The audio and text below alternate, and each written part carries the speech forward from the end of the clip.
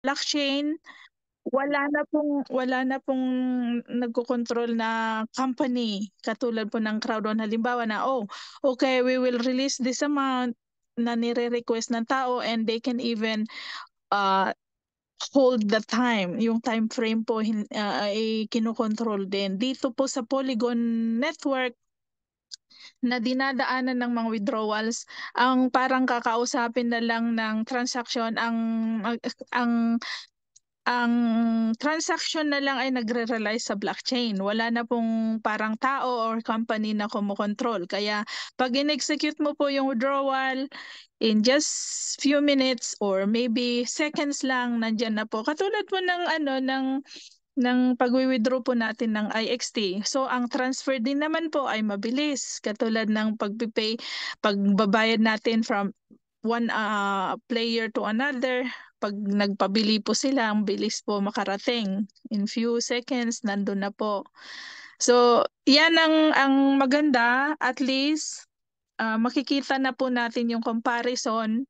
Huwag po tayong maunsyami doon sa mga nangyari sa nakaraan na pagka trumabaho po tayo sa crowd one natin ay aangal tayo dahil nga hindi natin maantay agad pagka winidraw. Biro mo po yung 2 weeks. Yun po yung isang ano ko din po dati. Parang nakita kong loophole na bakit ang tagal, di ba? But at this point, kung papasok po ang C1 token natin and it will be listed in Polygon, parang utility token, kung ano man po ang paggagamitan natin sa C1 token afterwards, after really or mai-launch, then we will wait lang po patiently. Yeah, it sounds exciting kasi pagka ERC20 talagang ano yan, mabilis. Imagine nyo po yung parang yung activities po natin sa Planet IX, meron na po tayong comparison, meron na po tayong idea na ganun pala kabilis. Hindi na tayo mag-antay. So wala na po yung mga ganun na parang default na naiisip natin, yan na naman. Hindi na naman tayo maka-withdraw to pagkatagal-tagal. Hindi na po 'yon. Mabilis na po 'yan. Pagka may ginawa po tayo, at least maaasahan, reliable na po yung income na makukuha natin right away pagka winidraw natin at kinonvert. Good thing is, meron na po tayong mga basic education kung paano po mag-convert from our token, whatever token is that, whatever cryptocurrency is that, i-convert po natin into Bitcoin, another cryptocurrency, another altcoin, o kaya i-convert po natin sa whichever currency kung nasaan pong bansa tayo. Halimbawa, nasa po tayo, Italy, or then i-convert nyo po sa pera po nila doon. Or the good part is, I remember one time nag-attend po ako sa Zoom, Coach Danilo was showing us on how to convert, and Coach Orly as well. Nagpapakita po sila how to convert from Matic or from IXT. Grabe, papunta po sa GCash. Na ano nyo po yon. Kung yung mga hindi po nakakita yung mga tutorials na yon, I believe meron po silang mga mga YouTube channels. Andun po yon. Para po hindi na tayo ma-struggle na, paano kaya yan? Kasi so many people hindi po nila alam. Yun po yung isang nakikita nila na tinatamad na sila when they see na, ano ba, and the easiest answer in their minds is scam yan, di po ba? But tayo po na nakakaintindi, hindi po scam, because we know exactly how the process, the mechanics on how to convert them into physical money, yung fiat currency, pag gusto po natin. The thing is, nasa stage na po tayo na tinitignan natin yung mga market price ng mga tokens na ito para maganda ang ang ani. Okay? So pagka when it comes to ani, yung income, gusto ko lang pong i-share. Hindi po ako dito nagmamagaling, nag-share lang po whatever based nung narating ng kaisipan ko today kasi I just woke up. But when it comes to income, ang basis po natin, just to share with you guys, is like this. Let's say, namuhunan po tayo ng 20, no? $20. Pagka kumita po tayo ng doble o mas mataas kaysa sa break-even, medyo ano na, slow down na tayo sa greediness. Yung ibang kuhanin mo na, whatever the table brings you, when the table brings you good food, ganun nga po ang rule of thumb ng trading, kunin mo, no? Kunin mo po. Let's say kumita ka po ng doon sa puhunan mo po na 20, kumita ka ng 5 siguro kung yun ang bracket nyo, then kunin mo yung 5. Ganun po ang ginagawa ko para whatever happens sa market, babagsak, okay. Yeah, I will. Babagsak or mag-i-spike up man or hindi naman, yung gradual lang ang movement ng mga presyo ng mga tokens na pinaglagyan nyo ng mga investments nyo, meron ka pa rin kita. Not necessarily na milyon or pagkalaki-laki po ng kinita. The trading is very risky. The trading platforms are very risky. So, kailangan meron po tayong particular mindset na satisfaction, I mean, level of satisfaction pagka po tayo ay nag-invest. Hindi yung, kailangan makakabili ako ng 3.5 million na bahay out of my trading, you know, I believe na small things, if they are accumulated, they will make a big, big number. Ibig sabihin, pag diniversify nyo po yung mga investments ninyo, from here to there, I mean from different different baskets, yun po yung sabi nila, ilagay po natin yung mga itlog natin sa different baskets, so then they will yield somehow little amounts, not necessarily po na big amounts, basta meron, hindi ka po nalugi doon. Pag pinagsama-sama mo po lahat yon, then it will make a big number, big amount of income. Bakit ko po sinasabi to? I've done it for over a decade. So, masaya ako na isa po ako dun sa mga nagpapatotoo na ito pala, may income pala sa trading talaga. I mean sa mga cryptocurrencies na ito. Basta lang po hinay-hinay lang po sa pag-expect na kailangan milyon. Yes, kikita ka ba ng milyon sa cryptocurrencies? Yes. In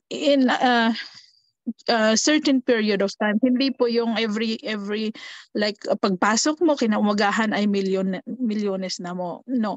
It took me, probably nakakita po ako dun sa mga butal lang na iniipon, nakakita ko po yan. Ang una pong nakita ko is 7M. No? So sabi ko, nauiipon pala. Yun po yung mga butal-butal maliliit na iniipon-ipon mo from different fields. Bakit different fields? Because I imagine yung mga baskets na yan na pinaglagyan ko, they are parang hinahalin tulad ko po sa mga bukid, no? Na nagtanim ka paunti-unti, not literally na nagtanim ka ng mga kamatis or whatsoever, vegetables, but I mean, nagpunla ka, nagtanim ka, and then when harvest time comes, doesn't matter magkano man, 5 man yan, or if you put them in one wallet, doon po naiipon. But I've proven it. Totoo po yun. Hindi ko po yan sinasabi para, I mean, I may not just show you some proofs here, but some of my Facebook yata parang nakuan ko po yun. Na-i-share ko rin po back then in the past. Totoo po yan. So, when looking at our Planet IX, isa po yan napakalaking farm na punong-puno po ng iba't ibang klase ng bukid, ng shape ng bukid na pwede kang mag-harvest ng tanim mo. Totoo po yan because we are now at the stage na nag-harvest na po kami. Katulad po ng kami po, yung mga pioneers na nag-start ng Planet IX nung mga mga super packs pa or may mga pa yung binabagsak pa po yung mga pixes na yan, and then we've started regardless, hindi pa po namin naintindihan back then kung ano po yung kahinatnan ng Planet IX, but because we were the early birds, then nandito na po kami sa situation na harvest na lang, and nire-revolve na lang namin yung mga kinikita ng mga farms na yan, different farms. Bakit different farms? Tignan niyo po yung staking dashboard ninyo. Lagi niyo pong tignan yan. If you have filled the entire thing, I wish na ma-share ko po dito, but I am on my phone. But if you look at your staking dashboard, makikita niyo po yun. Kung ang gumagalaw lang po yan, dyan ay yung staking po ng energy at saka yung mga waste or mga meta shares, then pwede niyo pong unti-unti lalagyan yung mga iba para po hindi zero lahat. When you do that, it will aakyat po yung level nyo doon sa airdrop position. Ano po? So, as of now, ang goal ko po is to build as much as accounts as I can para po meron po silang kahit papano matatanggap sa airdrops time, no? So halimbawa nakapuno ka po ng 20, I believe I've filled up like 20 accounts. Puno po yan ng facilities na meron na pong rank sa airdrops. Now, hindi pa po yun sapat for me, but maybe sa iba, just to encourage you guys, you can do it. Paisa-isa muna because it's not just easy to accumulate mga facilities. Ang hirap-hirap. Puyat po yan. At saka gas fees ang kalaban. Pero huwag po kayong mag-alala.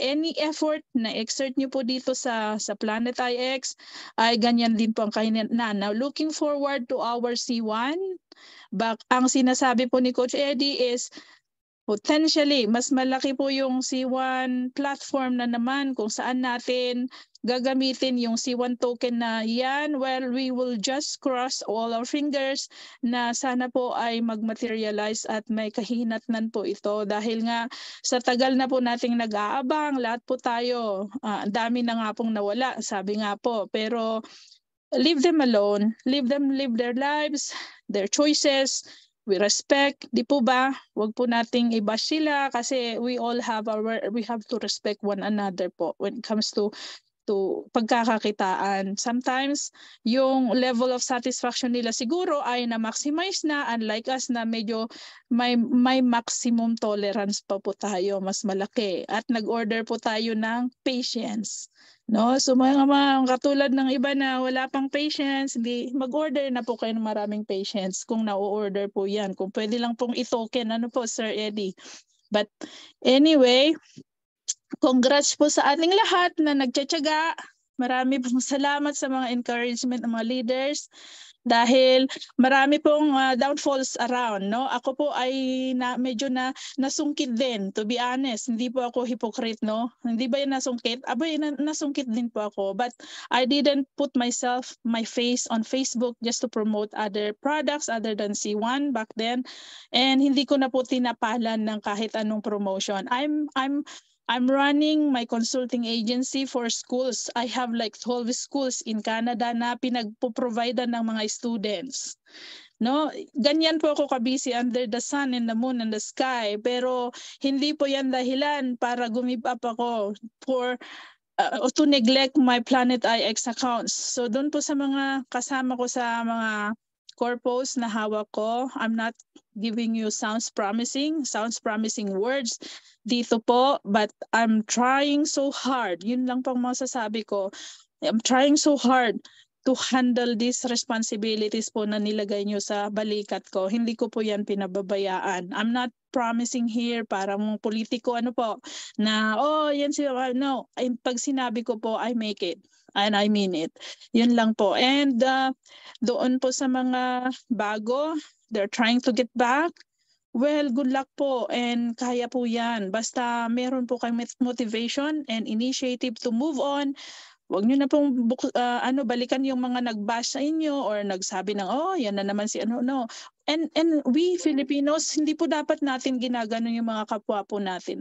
Kasi sometimes may downfall, meron pong ups and downs na pinagdadaanan, and we are not there to judge them. We have to respect them, support them instead para ma-encourage sila to get back on their feet. And kikita po ulit sa ating platform. This is meant to be shared. Hindi po yung akin to, sa atin to. Hindi. Ayan, when we know na medyo nasungkit din po sila sa kabila back then at bumalik, nagpaparamdam, then arugayin po natin sila. Let's embrace them. Ganun lang po para wala nang samaan ng loob. Kasi nga I believe na pagka may ganunan, may hidwaan or whatsoever, then malas po yan. Mabigat, matumal ang business sinasabi. So yes, this is giving us our hope. Nakikita mo natin yan. Baka yung picture ni Sir Eddie dyan na nakaplaster po ay pera. Well, pera token po yan. Hindi na naman po pera na agad na ipinera mo ay bibili ng bigas. Hindi po. There is, again, another process. Katulad po nang nangyari sa Planet IX back then. Kung araw na yon na bago pa, ang daming angal-angal, di natin maintindihan. But imagine, naalala niyo po yung nag-overhaul po na tayo ng mga MetaMask, ay my goodness, na magdamag, na nag-ano po tayo, naaral natin MetaMask, paano ba maglagay, mag-convert, mag-add ng network, yung mga ganon-ganon, and import tokens, yung mga ganon. But we've learned them somehow. So it's not impossible. Mangyayari po lahat yan.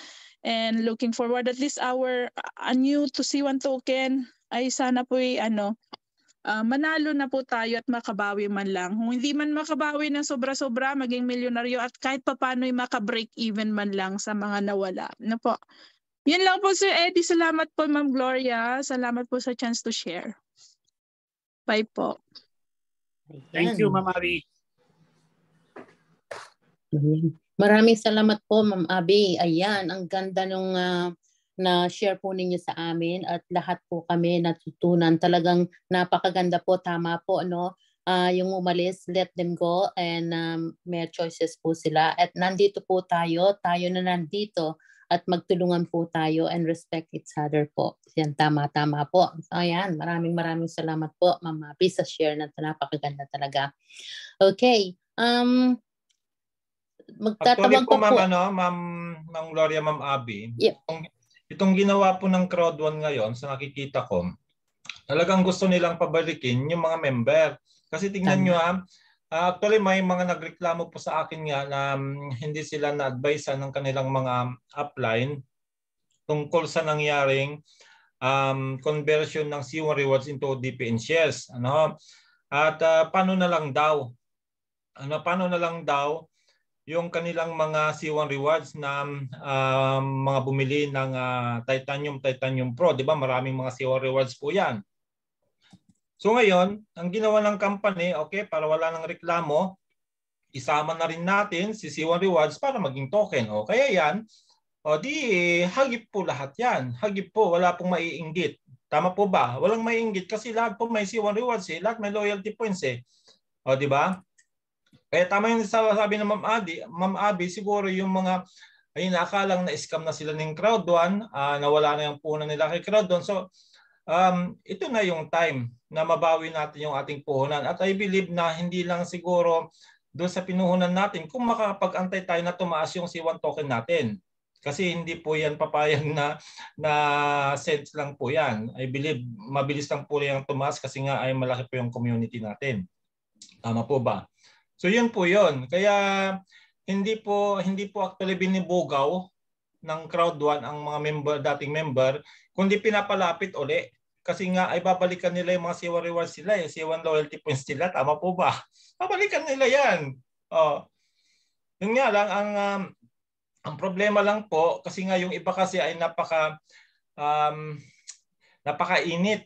Ay yung mga sumali sa ibang company, napakainit nila na mag-post sa social media. At pag yun nga po yung nakita ng Crowd1, yung mga ganun kasi nga ay dun sa ating pong terms and condition, bawal po yung sasali ka ng another networking company.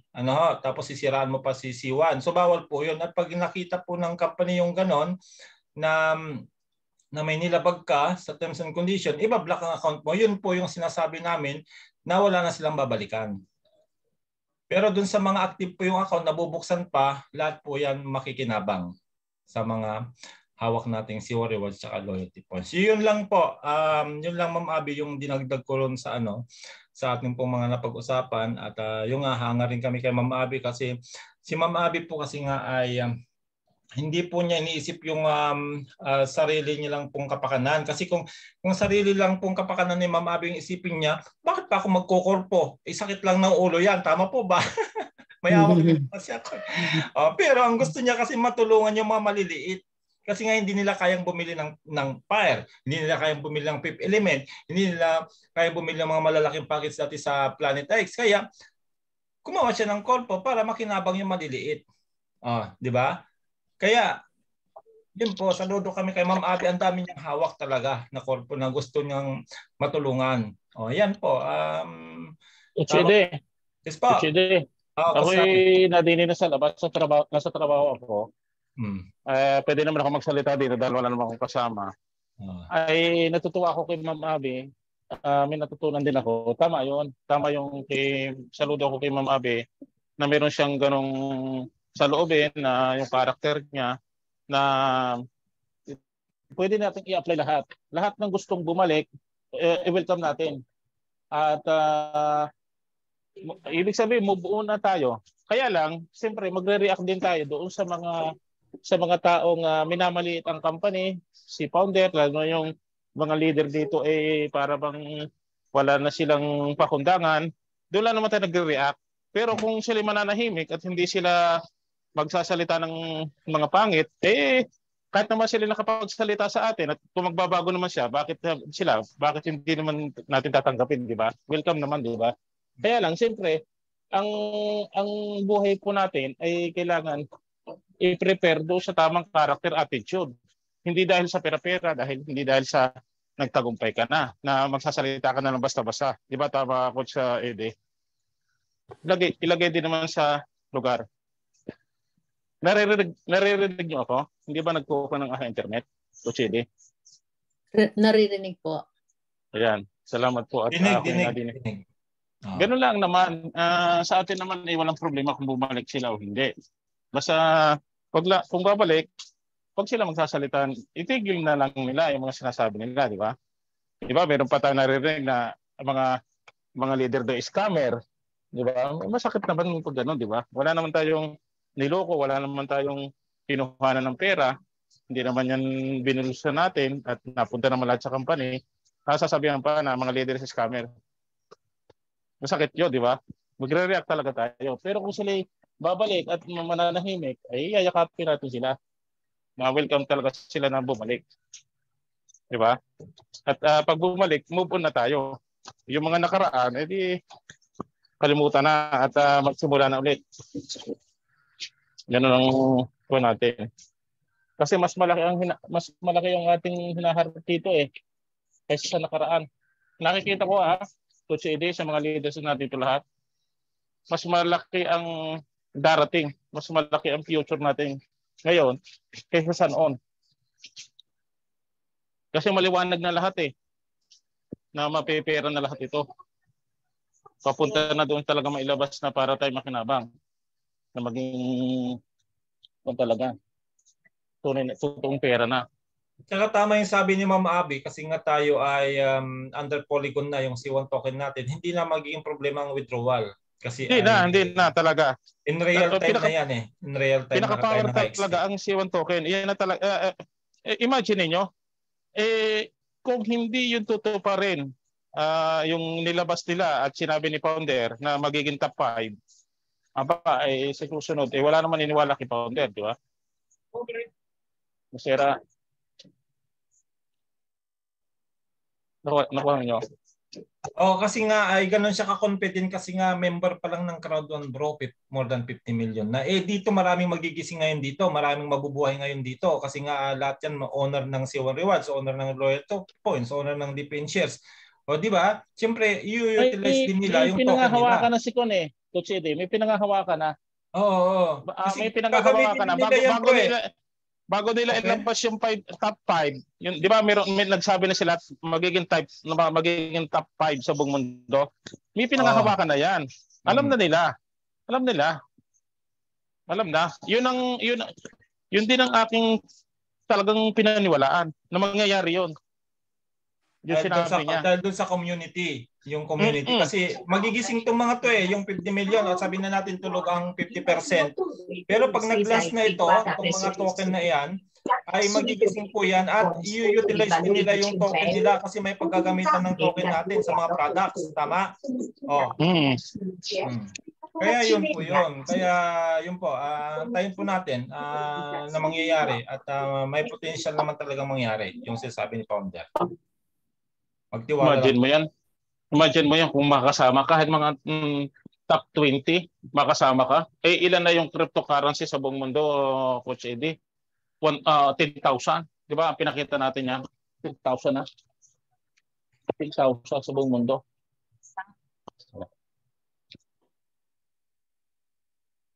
Kaya hindi biro.